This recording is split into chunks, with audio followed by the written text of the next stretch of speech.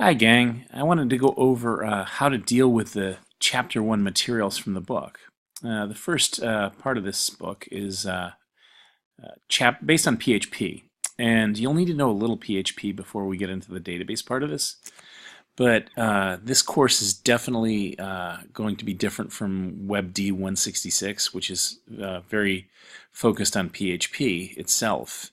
Well, that does have some dynamic content. The brunt or focus of this course is definitely on structured query language, which is the language that manipulates values in a MySQL database. So when you get to the week 1 folder, and right now this is the basic homepage right here. You would see this. And you would click on week 1. And here you see some tips for yourself: how to submit a Blackboard assignment as a student, how to install XAMPP.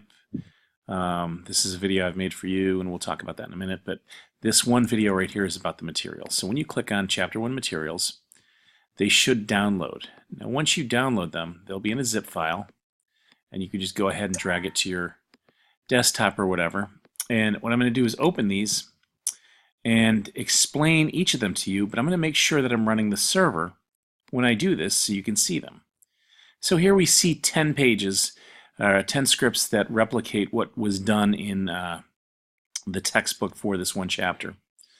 I'm not a big proponent of textbooks. I'd rather have you code than read. However, this book is pretty good because its materials come with it. But to get the best benefit from this textbook, what you're going to want to do is start up your server. And if you haven't gotten to that video yet, please check it out. I'm going to run MAMP right now. Again, you can use MAMP or XAMPP or whatever you'd like. This week's homework will be about setting it up. And I'm going to go ahead and start my servers.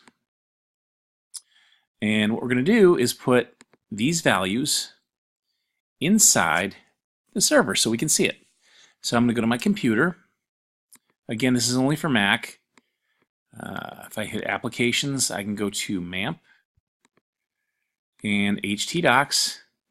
And immediately all I have to do is put ch01, the folder, right inside that section. So we'll go right ahead and work off this folder, and I'm going to use ch01 as my folder inside the server. So these are the scripts that we can go through. Okay? So if we start quickly, we can go with first, and this is script 1.2 first.php. And if I click on this, we see this is standard HTML. So what's happening here is you have just standard HTML here with a first script. Now that's obviously not going to benefit you too much, but I can go in here and write something like hello, and it would immediately give you an error. Okay? So if I do hello and I refresh, let me make sure that this is we're in the right section here. I'm in Chapter 1, and we'll make sure that the standard HTML is not here. Now, if you look at this, you'll see that the PHP hello is not outputted. Now, if I do echo and put it inside quotes like this and save it, echo will output it. So I'm going to go ahead and refresh this basic PHP page, and you see hello. But watch when we look at the source code. You don't see any of the source code from PHP. That's an important thing this week that you need to know. Also, you see some other things like the fact that we're using transitional XHTML. Don't be fooled by that. Feel free to use just straight out HTML5. Okay. Larry is a very good author. I like what he does.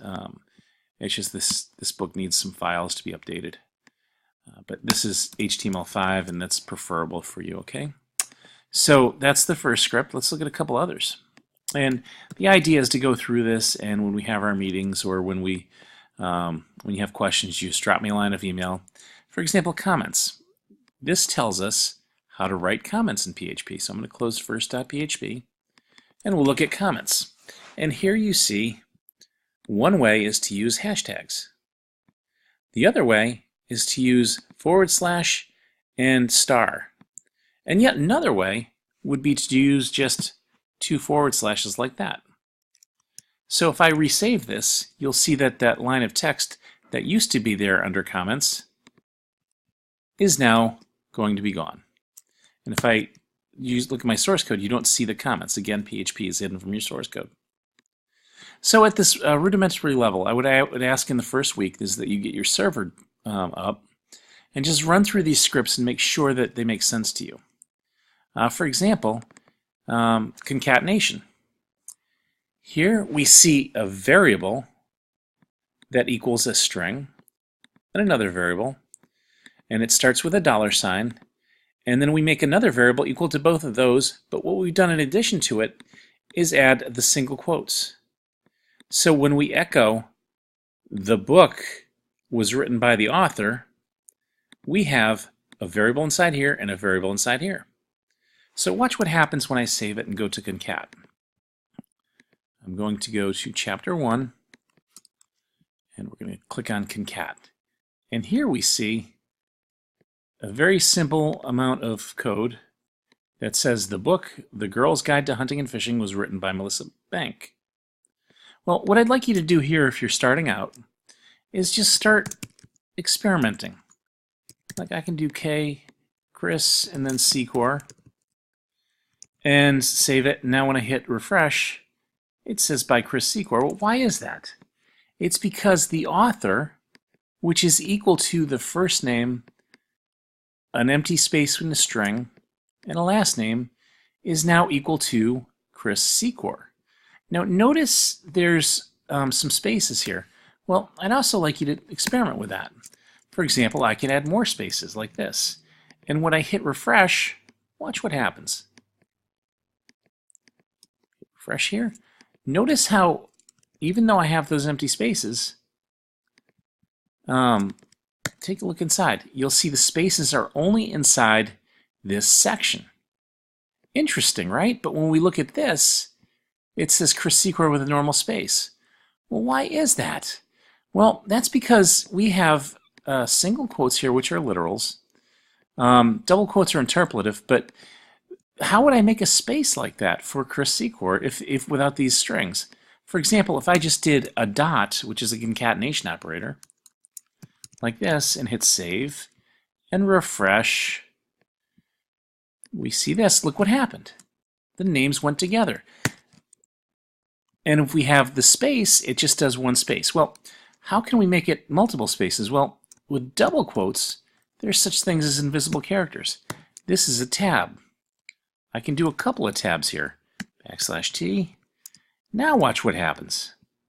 I'll hit concatenation, and I get a space with nothing here. Isn't that interesting? So the proper way to do one space is to just do single quotes like this. Now, one thing I also like to confront in this script, here you see the Girl's Guide to Hunting and Fishing. This is a really important part of the first week of PHP. If you look at line 15, you see an escape. Why? Because PHP expects everything that's opened to be closed. So if this were not here, let's remove it, and you see the string, what would happen is PHP would hit this and think that the string were closed and expect a semicolon. And a semicolon's not there. So what we get, in this case, is a broken script, which is not good. So to fix that, what we need to do is backslash. And backslash is what's called an escape, and it will escape the single quote and allow PHP to understand that that's just a normal quote that's not ending the statement. Another thing that's important is these double quotes. Double quotes are something called interpolative.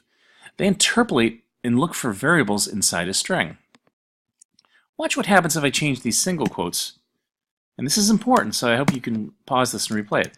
If I have these single quotes and I hit refresh on concat, look what happens.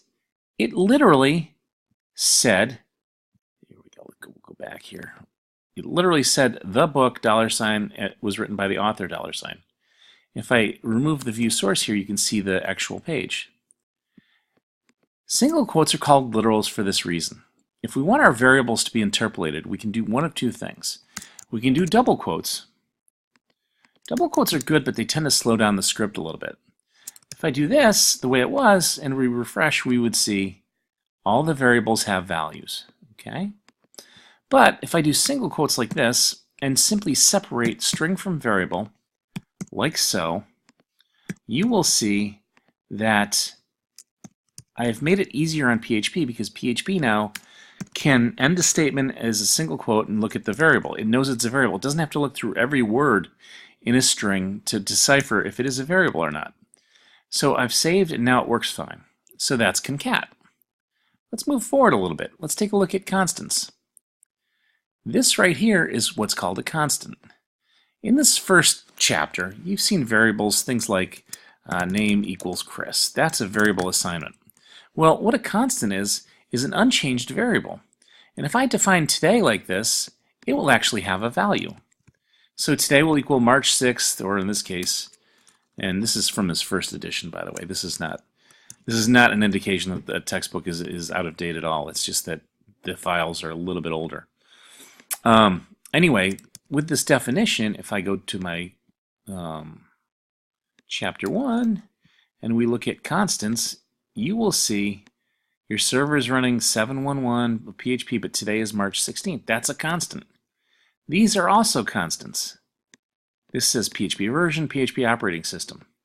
Also, if you notice from our other videos, you can do PHP info like this, and it'll do the exact same thing, but that's a function. It'll actually tell us everything about our server. And we'll go over this in time, but right now it's just important to understand about variables, and variables hold values, and they can come in the form of constants or variable assignments. Okay? And here you see separation of string and variable again. All right, let's take a look at the last couple of scripts here. This is numbers, and here you can see some math. What we're going to do right here is take a good look at the numbers, and here we go. You were purchasing 30 widgets at a cost of $119.95 each. With tax, it comes to that multiplication. So with numbers, we can actually use multiplication or any kind of operator, which we'll go over. This is number format total 2, which means we're going to format two decimal places, and then we're going to output the price. I'm going to show you something real quick that is pretty interesting. If I echo, let's say I do a string, and I do first num equals 1, and I do second num equals 1, but I put it in quotes. Ordinarily, what would happen is that most languages would output 11 because you're merging 1 and 1. It defaults to the string. In fact, in JavaScript, it'll do that. Watch what happens here when I click numbers. It says 2. It actually looked and was smart enough to understand that even though this is a string, it's a number. If you can and you learn JavaScript, try that in JavaScript. It'll give you an error. Anyway, so here we are. We've been through 5 scripts. I'm going to end this as part 1 of the week 1 scripts, and then we can move forward to our next one, our next group of scripts.